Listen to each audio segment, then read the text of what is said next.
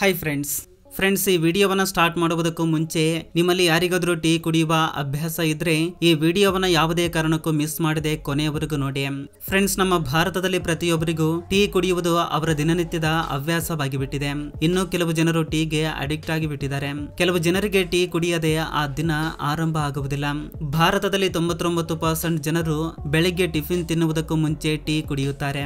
ಒಂದು ವೇಳೆ ನೀವು ಸಹ ಆ 99% ಜನರಲ್ಲಿ ಇದ್ರೆ ಈ ವಿಡಿಯೋವನ್ನ ಕೊನೆಯವರೆಗೂ ನೋಡಿ. ಈ ವಿಡಿಯೋ ನೋಡಿದ ನಂತರ ಟೀ ಮೇಲಿರುವ ನಿಮ್ಮ ಅಭಿಪ್ರಾಯ ಪೂರ್ತಿಯಾಗಿ ಬದಲಾಗುತ್ತೆ. ವಿಜ್ಞಾನಿಗಳು ಹೇಳುವ ಪ್ರಕಾರ ಟೀ ನಮ್ಮ ಶರೀರದ ಮೇಲೆ ತುಂಬಾ ಪ್ರಭಾವವನ್ನ ಬೀರುತ್ತೆ. ಹಾಗಾದ್ರೆ ಆ ಪ್ರಭಾವ ಒಳ್ಳೆ ರೀತಿಯಲ್ಲ ಅಥವಾ ಕೆಟ್ಟ ರೀತಿಯಲ್ಲ ಅನ್ನೋದನ್ನ ಈ ವಿಡಿಯೋದಲ್ಲಿ ತಿಳಿದುಕೊಳ್ಳೋಣ ಬನ್ನಿ. ಈ ವಿಡಿಯೋ ತುಂಬಾ ಇನ್ಫಾರ್ಮೇಟಿವ್ ಆಗಿರುತ್ತೆ. ಈ ವಿಡಿಯೋ ಇಷ್ಟವಾಗಿದ್ರೆ ಒಂದು ಲೈಕ್ ಮಾಡಿ ಸಾಕು. Let's start the video. Friends, ತುಂಬಾ ಜನ ಆಕ್ಚುಲಿ ಟೀ ನಿಜವಾಗ್ಲೂ ನಮ್ಮ ಭಾರತ ದೇಶಕ್ಕೆ ಸೇರಿದ್ದು ಎಂದು ನಂಬ್ತಾರೆ. ಆದ್ರೆ ನಿಜ ಹೇಳಬೇಕಂದ್ರೆ ಇದು ಬ್ರಿಟಿಷರು ಕಂಡುಕೊಂಡ ಒಂದು ಡ್ರಿಂಕ್. ಬ್ರಿಟಿಷರು ನಮ್ಮ ಭಾರತ ದೇಶಕ್ಕೆ ಬರ್ತಾ ಇದನ್ನ ನಮ್ಮ ಭಾರತ ದೇಶಕ್ಕೆ ತೆಗೆದುಕೊಂಡು ಬಂದಿದ್ರು. ಬ್ರಿಟಿಷರ ದೇಶಗಳಲ್ಲಿ ಮಂಜು ಬೀಳುವುದರಿಂದ ತುಂಬಾ ಚಳಿ ಇರುವುದರಿಂದ ಅವರು ಟೀನ ನಿರಂತರವಾಗಿ ಕುಡಿತಾ ಇರ್ತಾರೆ. ನಿಜ ಹೇಳಬೇಕಂದ್ರೆ ನಮ್ಮ ದೇಶಕ್ಕೆ ಟೀ ಅವಶ್ಯಕತೆ ಇಲ್ಲ, ಏಕೆಂದ್ರೆ ಇಲ್ಲಿ ವಾತಾವರಣ ಸಾಧಾರಣವಾಗಿರುತ್ತೆ. ನಿಮ್ಗೆ ಗೊತ್ತಾ, ಟೀ ನಲ್ಲಿ 3000ಕ್ಕಿಂತ ಹೆಚ್ಚು ವೆರೈಟೀಸ್ ಆಫ್ ಟೀ ಇದ್ದಾವೆ. ಅದರಲ್ಲಿ ಮುಖ್ಯವಾಗಿ ಹಾಲು ಮತ್ತು ಸಕ್ಕರೆಯಿಂದ ಮಾಡುವ ಟೀ ಅತ್ಯಂತ ಅಪಾಯಕಾರಿ. ಆದ್ರೆ ನಮ್ಮ ಬ್ಯಾಡ್ ಲಕ್ ಏನಂದ್ರೆ ನಮ್ಮ ಭಾರತದಲ್ಲಿ ಹೆಚ್ಚಾಗಿ ಕುಡಿಯುವ ಟೀಗಳಲ್ಲಿ ಸಕ್ಕರೆ ಮತ್ತು ಹಾಲಿನಿಂದ ಮಾಡಿಕೊಂಡು ಕುಡಿಯುವ ಟೀನೇ ಮೊದಲ ಸ್ಥಾನದಲ್ಲಿದೆ. ಆದ್ರೆ ಇಲ್ಲಿ ವಿಚಿತ್ರ ಏನಂದ್ರೆ ನೀವು ಒಂದು ವೇಳೆ ಯಾವುದಾದ್ರೂ ಪ್ರಾಬ್ಲಮ್ಸ್ ನಿಂದ ಡಾಕ್ಟರ್ಸ್ ಹತ್ರ ಹೋದ್ರೆ ಡಾಕ್ಟರ್ಸ್ ನಿಮಗೆ ಸಿಗರೇಟ್ ಸೇದುವುದನ್ನ, ಡ್ರಿಂಕ್ ಮಾಡುವುದನ್ನ, ಪಾನ್ ಪರಾಕ, ಗುಟ್ಕಾ ತಿನ್ನುವುದನ್ನ ಬಿಟ್ಬಿಡ್ಬೇಕು ಅಂತ ಹೇಳ್ತಾರೆ. ಆದ್ರೆ ಟೀನ ಕುಡಿಯುವುದು ಬಿಡಬೇಕು ಅಂತ ಹೇಳುವುದೇ ಇಲ್ಲ, ಏಕೆಂದ್ರೆ ನಮ್ಮ ಹಾಗೆ ಆ ಡಾಕ್ಟರ್ಸ್ ಕೂಡ ಟೀಗೆ ಅಡಿಕ್ಟ್ ಆಗಿರ್ತಾರೆ. ಒಂದು ವೇಳೆ ನೀವು ಎಕ್ಸ್ಪರ್ಟ್ಸ್ ಡಾಕ್ಟರ್ಸ್ ಹತ್ರ ಹೋದ್ರೆ ಅವರು ಮೊದಲು ನಿಮಗೆ ಟೀ ಕುಡಿಯುವುದನ್ನ ಬಿಟ್ಬಿಡಬೇಕು ಅಂತ ಹೇಳ್ತಾರೆ. ನಿಜಕ್ಕೆ ಟೀ ಕುಡಿಯುವುದರಿಂದ ನಮ್ಮ ಶರೀರದಲ್ಲಿ ಆಲ್ರೆಡಿ ಇನ್ಬಿಲ್ಟ್ ಆಗಿ ನಮ್ಮ ಶರೀರದಲ್ಲಿರುವ ಎಷ್ಟೋ ರೀತಿಯ ವಿಟಮಿನ್ಸ್ ನಾಶವಾಗುತ್ತವೆ. ಟೀ ಕುಡಿದ ತಕ್ಷಣ ನಿಮಗೆ ಸ್ವಲ್ಪ ಸಮಯದವರೆಗೆ ರಿಲ್ಯಾಕ್ಸ್ ಎನಿಸಿದ್ರು ನಿಧಾನವಾಗಿ ಅದು ನಿಮ್ಮ ಶಕ್ತಿಯನ್ನ ನಾಶ ಮಾಡುತ್ತೆ. ಟೀ ನಲ್ಲಿ ಕೆಫಿನ್ ಎನ್ನುವ ಒಂದು ಪದಾರ್ಥ ಇರುತ್ತೆ. ಅದು ನಮ್ಮ ಶರೀರಕ್ಕೆ ಮತ್ತು ನಮ್ಮ ಮೆದುಳಿಗೆ ನಿರಂತರವಾಗಿ ರಿಲ್ಯಾಕ್ಸೇಷನ್ ನೀಡುತ್ತೆ. ಅದಕ್ಕೆ ನಾವು ಟೀ ಕುಡಿದ ತಕ್ಷಣ ಪ್ರತಿಯೊಬ್ಬರಿಗೆ ರಿಫ್ರೆಶ್ ಆದಂತ ಫೀಲಿಂಗ್ ಬರುತ್ತೆ. ಆದ್ರೆ ಹಾಲಿನಲ್ಲಿ ಟೀ ಪುಡಿಯನ್ನ ಬೆರೆಸುವುದರಿಂದ ಹಾಲಿನಲ್ಲಿರುವ ಆಂಟಿ ಆಕ್ಸಿಡೆಂಟ್ಸ್ ಸತ್ತು ಹೋಗ್ತವೆ. ವಿಜ್ಞಾನಿಗಳು ನಡೆಸಿದ ಒಂದು ಸರ್ವೆನಲ್ಲಿ ತಿಳಿದು ಬಂದ ವಿಷಯ ಏನಂದ್ರೆ ಯಾರು ಹೆಚ್ಚಾಗಿ ಹಾಲಿನಿಂದ ಕೂಡಿರುವ ಟೀಯನ್ನ ಕುಡಿಯುತ್ತಾರೆ ಅವರಿಗೆ ಬೇಗನೆ ಸುಸ್ತಾಗುತ್ತೆ. ಏಕೆಂದ್ರೆ ಟೀ ಪುಡಿಯನ್ನ ಹಾಲಿನಲ್ಲಿ ಬೆರೆಸುವುದರಿಂದ ಹಾಲಿನಲ್ಲಿರುವ ಎಷ್ಟೋ ಪೌಷ್ಟಿಕಾಂಶಗಳು ನಾಶವಾಗಿ ಅವು ಸ್ಲೋ ಪಾಯ್ಸನ್ ರೀತಿಯಲ್ಲಿ ಕೆಲಸ ಮಾಡ್ತವೆ. ನೀವು ಪ್ರತಿದಿನ ಖಾಲಿ ಹೊಟ್ಟೆಯಲ್ಲಿ ಟೀಯನ್ನ ಕುಡಿಯುತ್ತಿದ್ದರೆ ಅದು ನಿಮ್ಮ ಜೀರ್ಣಾಂಗದ ಮೇಲೆ ನೇರವಾಗಿ ಪ್ರಭಾವ ಬೀರುತ್ತೆ. ಅದಕ್ಕೆ ತುಂಬಾ ಜನರಿಗೆ ಬೆಳಗ್ಗೆ ಖಾಲಿ ಹೊಟ್ಟೆಯಲ್ಲಿ ಟೀ ಕುಡಿಲಿಕ್ಕೆ ಇಷ್ಟವಾಗುವುದಿಲ್ಲ. ಒಂದು ವೇಳೆ ಆ ರೀತಿ ಕುಡಿದ್ರು ಅಂತವರಿಗೆ ಖಂಡಿತ ವಾಮಿಟಿಂಗ್ ಆಗುತ್ತೆ. ಆದ್ರೂ ಸಹ ತುಂಬಾ ಜನ ಬೆಳಗ್ಗೆ ಎದ್ದ ತಕ್ಷಣ ಅವರ ದಿನವನ್ನ ಟೀ ಅಥವಾ ಕಾಫಿಯಿಂದ ಶುರು ಮಾಡ್ತಾರೆ. ಆದ್ರೆ ತುಂಬಾ ಜನ ಟೀ ಜೊತೆಗೆ ಬಿಸ್ಕೆಟ್ ತಿನ್ನುವುದಕ್ಕೂ ತುಂಬಾ ಇಷ್ಟಪಡ್ತಾರೆ. ಇದು ಹಾಲಿನಿಂದ ಮಾಡಿರುವ ಟೀಗಿಂತಲೂ ತುಂಬಾ ಡೇಂಜರಸ್. ಟೀ ಜೊತೆಗೆ ಬಿಸ್ಕೆಟ್ ನ ತಿನ್ನುವುದರಿಂದ ಅದು ನಮ್ಮ ಶರೀರದಲ್ಲಿರುವ ಕರುಳುಗಳಿಗೆ ಗಟ್ಟಿಯಾಗಿ ಅಂಟಿಕೊಳ್ಳುತ್ತೆ. ಅದು ಅಲ್ಲದೆ ಟೀ ಜೊತೆಗೆ ಯಾವುದಾದ್ರೂ ಸ್ವೀಟ್ ನ ತಿಂದ್ರೆ ನಮ್ಮ ಶರೀರಕ್ಕೆ ಸೋಡಿಯಂ ಲಭಿಸುತ್ತೆ. ಅದು ನಮ್ಮನ್ನ ಅಲ್ಸರ್ಗೆ ಗುರಿಯಾಗದಂತೆ ಕಾಪಾಡುತ್ತೆ. ಯಾವುದೇ ಪರಿಸ್ಥಿತಿ ಇದ್ರೂ ಖಾಲಿ ಹೊಟ್ಟೆಯಲ್ಲಿ ಬರೀ ಟೀನ ಮಾತ್ರ ಕುಡಿಯಬಾರದು. ಅದು ನೇರವಾಗಿ ನಮ್ಮ ಡೈಜೆಸ್ಟಿವ್ ಅಂದ್ರೆ ಜೀರ್ಣಾಂಗ ವ್ಯವಸ್ಥೆಯ ಮೇಲೆ ತುಂಬಾ ಪ್ರಭಾವ ಬೀರುತ್ತೆ. ಅದರಿಂದ ನಮ್ಮ ಹೊಟ್ಟೆಯಲ್ಲಿ ಅಧಿಕ ಪ್ರಮಾಣದ ಆಸಿಡ್ ಫಾರ್ಮ್ ಆಗಿ ನಮಗೆ ಅಸಿಡಿಟಿ ಮತ್ತು ಗ್ಯಾಸ್ ಪ್ರಾಬ್ಲಮ್ಸ್ ಬರ್ತವೆ. ಇಷ್ಟೇ ಅಲ್ಲದೆ ಖಾಲಿ ಹೊಟ್ಟೆಯಲ್ಲಿ ಸ್ಟ್ರಾಂಗ್ ಟೀ ಕುಡಿಯುವುದರಿಂದ ನಮಗೆ ಅಲ್ಸರ್ ಸಮಸ್ಯೆ ಬರುವ ಸಾಧ್ಯತೆ ಅಧಿಕವಾಗಿರುತ್ತೆ. ಒಂದು ಸರ್ವೆ ಪ್ರಕಾರ ನೀವು 2 ವಿಧದ ಟೀನ ಒಂದೇ ಸಾರಿ ಬೆರೆಸಿಕೊಂಡು ಕುಡಿದ್ರೆ ಅದು ನಿಮ್ಮ ಶರೀರದ ಮೇಲೆ ಇನ್ನೂ ಕೆಟ್ಟ ಪರಿಣಾಮವನ್ನು ಬೀರುತ್ತೆ. ಈ ರೀತಿಯಲ್ಲಿ 2 ವಿಧದ ಟೀನ ಬೆರೆಸಿಕೊಂಡು ಕುಡಿದ್ರೆ ನಿಮಗೆ ಮದ್ಯಪಾನ ಮಾಡಿದ ಫೀಲಿಂಗ್ ಬರುತ್ತೆ.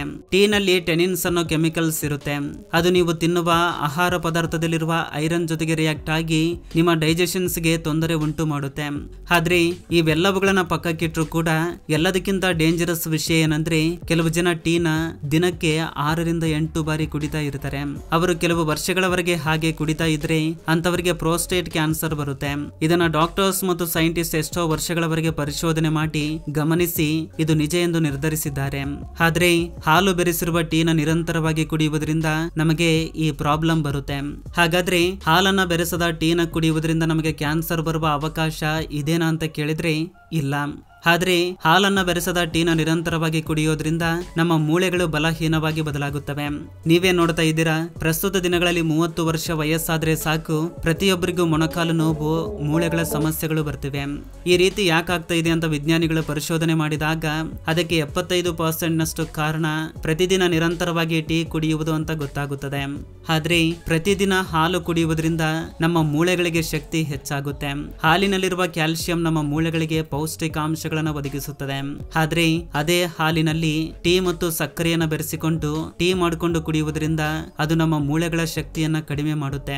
ಹಾಗೆ ಇತ್ತೀಚೆಗೆ ಬ್ರಿಟನ್ ಹೆಲ್ತ್ ಆರ್ಗನೈಸೇಷನ್ ರಿಲೀಸ್ ಮಾಡಿರುವ ಒಂದು ರಿಪೋರ್ಟ್ ಪ್ರಕಾರ ಹೆಚ್ಚಾಗಿ ಬಿಸಿ ಇರುವ ಟೀನ ಕುಡಿಯುವುದರಿಂದ ಥ್ರೋಟ್ ಕ್ಯಾನ್ಸರ್ ಮತ್ತು ಕರುಳಿನ ಕ್ಯಾನ್ಸರ್ ಬರುವ ಸಾಧ್ಯತೆ ಇದೆಯಂತೆ.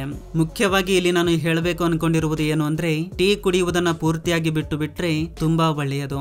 ಅದು ಬಿಟ್ಟು ನಾನು ಟೀಗೆ ತುಂಬಾ ಅಡಿಕ್ಟ್ ಆಗಿದ್ದೀನಿ, ನನಗೆ ಬಿಡೋದಕ್ಕೆ ಆಗ್ತಾ ಇಲ್ಲ ಅಂದ್ರೆ ದಿನಕ್ಕೆ ಒಂದ್ಸಲ ಮಾತ್ರ ತುಂಬಾ ಕಡಿಮೆ ಪ್ರಮಾಣದಲ್ಲಿ ಅಂದ್ರೆ ಆಲ್ಮೋಸ್ಟ್ 5 ಸಿಪ್ ನಷ್ಟು ಮಾತ್ರ ಕುಡಿರಿ. ದಿನದಿಂದ ದಿನಕ್ಕೆ ಕ್ರಮೇಣವಾಗಿ ಕಡಿಮೆ ಮಾಡ್ಕೊಳ್ತಾ ಬಿಡುವುದಕ್ಕೆ ಟ್ರೈ ಮಾಡಿ. ಹಾಗೆ ಟೀ ಕುಡಿಯುವಾಗ ತುಂಬಾ ಬಿಸಿ ಇರುವುದನ್ನ ಕುಡಿಬೇಡಿ, ಸ್ವಲ್ಪ ತಣ್ಣಗಾದ ನಂತರ ಕುಡಿರಿ. ಇದರಿಂದ ಟೀ ನಿಮ್ಮ ಗಂಟಲಿನಿಂದ ಹೋಗುವಾಗ ಯಾವುದೇ ಪ್ರಾಬ್ಲಮ್ಸ್ ಆಗೋದಿಲ್ಲ.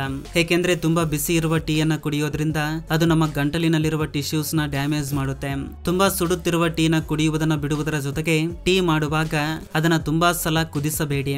ಅದನ್ನ ತುಂಬಾ ಸಲ ಕುದಿಸುವುದರಿಂದ ಅದು ಸ್ಲೋ ಪಾಯ್ಸನ್ ಆಗಿ ಬದಲಾಗುತ್ತದೆ. ಭಾರತ ದೇಶದ ಪ್ರಜೆಗಳ ಜೀವನದಲ್ಲಿ ಟೀ ಅತಿ ಮುಖ್ಯ ಪಾತ್ರವನ್ನ ನಿರ್ವಹಿಸುತ್ತದೆ. ಏಕೆಂದ್ರೆ ಒಂದ್ಸಲ ಮನುಷ್ಯನಿಗೆ ಕ್ಯಾನ್ಸರ್ ಬಂದ್ರೆ ಅದರಿಂದ ಹೊರಬರುವುದು ತುಂಬಾ ಕಷ್ಟ.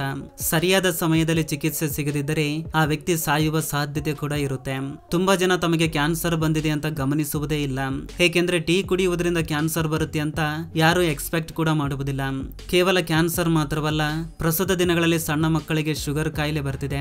ತುಂಬಾ ಜನರಿಗೆ ವಯಸ್ಸಾಗುವುದಕ್ಕೂ ಮುಂಚೆ ಅವರ ಕೂದಲು ಬೆಳ್ಳಗಾಗುತ್ತದೆ. ಪುರುಷನಲ್ಲಿ ಸ್ಪರ್ಮ್ ಕ್ವಾಂಟಿಟಿ ಕಡಿಮೆ ಆಗುತ್ತೆ.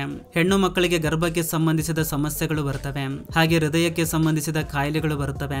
ಕಾಯಿಲೆ ಯಾವುದೇ ಆದರೂ ಸರಿ, ಅದು ಮನುಷ್ಯನ ದೇಹದಲ್ಲಿ ವೇಗವಾಗಿ ವ್ಯಾಪಿಸಲು ಒಂದೇ ಒಂದು ಕಾರಣ, ಟೀ ಟೀ ಟೀ. ಬೆಳಗಿನ ಜಾವ ಎದ್ದ ತಕ್ಷಣ ಪ್ರತಿಯೊಬ್ಬರಿಗೆ ತಮ್ಮ ಶರೀರಕ್ಕೆ ಕ್ಯಾಲೋರೀಸ್ ಮತ್ತು ಪ್ರೋಟೀನ್ ಅವಶ್ಯಕತೆ ಇರುತ್ತೆ. ಆದ್ರೆ ಆ ಸಂದರ್ಭದಲ್ಲಿ ನೀವು ಟೀನ ಕುಡಿಯುವುದರಿಂದ ನಮಗೆ ಆ ಪೌಷ್ಟಿಕಾಂಶಗಳು ಸಿಕ್ಕಂತೆ ಎನಿಸುತ್ತದೆ.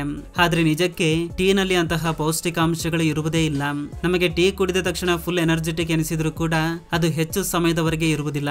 ಏಕೆಂದ್ರೆ ಟೀನಿಂದ ಎನರ್ಜಿ ಏನ್ ಸಿಗುತ್ತೋ ಅದು ಕೇವಲ ಶುಗರ್ ಮತ್ತು ಕೆಫಿನ್ ನಿಂದ ಮಾತ್ರ ಲಭಿಸುತ್ತದೆ. ಫ್ರೆಂಡ್ಸ್, ನಾವು ಟೀ ಕುಡಿದ ತಕ್ಷಣ ನಮ್ಮ ಹೊಟ್ಟೆ ಫುಲ್ ತುಂಬಿದಂತೆ ಅನಿಸುತ್ತೆ. ಅದಕ್ಕೆ ನಾವು ಟೀ ಕುಡಿದ ತಕ್ಷಣ ನಮಗೆ ಅಸಲು ಹಸಿವೆ ಆಗುವುದಿಲ್ಲ. ಆದ್ರೆ ನೀವು ಯಾವತ್ತಾದ್ರೂ ಆಲೋಚನೆ ಮಾಡಿದ್ದೀರಾ, ಕೇವಲ ಒಂದು ಕಪ್ ಟೀ ನಮ್ಮ ಹೊಟ್ಟೆಯನ್ನ ಹೇಗೆ ತುಂಬಿಸುತ್ತದೆ ಅಂತ? ಅದು ಹೇಗಂದ್ರೆ, ಟೀನಲ್ಲಿರುವ ಕೆಫಿನ್ ನಿಂದ ನಮ್ಮ ಹೊಟ್ಟೆಯಲ್ಲಿ ಗ್ಯಾಸ್ ಫಾರ್ಮ್ ಆಗ್ತವೆ. ಹಾಗೆ ಕೆಲವು ರೀತಿಯ ಆಸಿಡ್ಸ್ ಫಾರ್ಮ್ ಆಗ್ತವೆ. ಹೀಗೆ ಗ್ಯಾಸ್ ಮತ್ತು ಆಸಿಡ್ಸ್ ಕಾರಣದಿಂದ ನಮ್ಮ ಜೀರ್ಣ ವ್ಯವಸ್ಥೆ ನಾವು ತಿಂದಿರುವ ಆಹಾರವನ್ನ ಸರಿಯಾಗಿ ಜೀರ್ಣಿಸುವುದಿಲ್ಲ. ಅದರಿಂದ ಸರಿಯಾಗಿ ಜೀರ್ಣವಾಗದ ಆಹಾರದಿಂದ ನಮ್ಮ ಶರೀರದಲ್ಲಿ ಅನೇಕ ರೀತಿಯ ಕಾಯಿಲೆಗಳಿಗೆ ಕಾರಣವಾಗುತ್ತದೆ. ನಾವು ತಿಂದ ಆಹಾರ ಸರಿಯಾಗಿ ಜೀರ್ಣವಾಗದೇ ಇದ್ದಾಗ ನಮಗೆ ಹಸಿವು ಆಗುವುದಿಲ್ಲ. ನೀವು ಬೆಳಗ್ಗೆ ಹಾಲಿನಿಂದ ಕೂಡಿರುವ ಟೀನ ಕುಡಿದ್ರು ಅಥವಾ ಬ್ಲಾಕ್ ಟೀನ ಕುಡಿದ್ರು ಅಷ್ಟೇನು ವ್ಯತ್ಯಾಸ ಇರುವುದಿಲ್ಲ. ಎರಡೂ ಸಹ ನಿಮ್ಮ ಶರೀರಕ್ಕೆ ಹಾನಿಯನ್ನ ಉಂಟು ಮಾಡ್ತವೆ. ಅದಕ್ಕೆ ಹೋಮ್ ಮೇಡ್ ಹರ್ಬಲ್ ಟೀನ ಅಥವಾ ಲೆಮನ್ ಟೀನ ಕುಡಿರಿ, ಅಥವಾ ರಾಗಿ ಗಂಜಿಯನ್ನ ಅಥವಾ ರಾಗಿ ಮಾಲ್ಟ್ ನ ಕುಡಿರಿ. ಇದರಿಂದ ಎಷ್ಟೋ ಆರೋಗ್ಯ ಉಪಯೋಗಗಳು ಇವೆ. ಹಾಗಾದ್ರೆ ನೀವು ಒಂದು ದಿನಕ್ಕೆ ಎಷ್ಟು ಬಾರಿ ಟೀ ಕುಡಿಯುತ್ತೀರಾ? ಕಮೆಂಟ್ ಮಾಡಿ ತಿಳಿಸಿ. ಇಲ್ಲಿಯವರೆಗೂ ನೀವು ತುಂಬಾ ಟೀನ ಕುಡಿತಾ ಇದ್ರೆ ಇವತ್ತಿನಿಂದ ಕಡಿಮೆ ಮಾಡ್ಕೊಳ್ಳಿ. ಆದಷ್ಟು ಟೀ ಕುಡಿಯುವುದನ್ನು ಬಿಡುವುದಕ್ಕೆ ಪ್ರಯತ್ನಿಸಿ. ಫ್ರೆಂಡ್ಸ್, ಈ ವಿಡಿಯೋ ಬಗ್ಗೆ ನಿಮ್ಮ ಅಭಿಪ್ರಾಯವನ್ನ ಕೆಳಗಡೆ ಕಮೆಂಟ್ ಮಾಡಿ ತಿಳಿಸಿ.